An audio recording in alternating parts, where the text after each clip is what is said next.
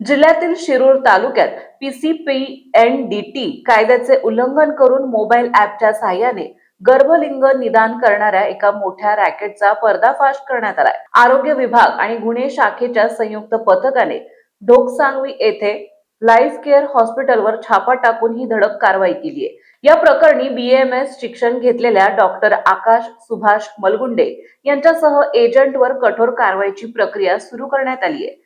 ढोकसांगवी अंतर्गत असलेल्या पाचंगे वस्ती येथील लाईफ केअर हॉस्पिटलमध्ये बेकायदा गर्भलिंग निदान चाचणी होत असल्याची गोपनीय माहिती आरोग्य विभागाला मिळाली होती। या माहितीची शहानिशा करण्यासाठी प्रशासनाने सापळा रचला।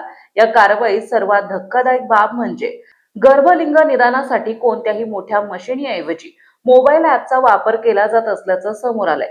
एजंट नरेंद्र ठाकरे राहणार केसनंद तालुका हवेली यांच्या मार्फत हे रॅकेट चालवले जात होते। मोबाईल ॲपच्या मदतीने अनेक रुग्णांची तपासणी केल्याचं तपासात निष्पन्न झालंय। ही पद्धत पाहून तपास पथकही अवाक झालंय। तपासणी दरम्यान क्लिनिकमध्ये गर्भपातासाठी वापरल्या जाणाऱ्या बेकायदेशीर गोळ्यांचा साठा सापडला।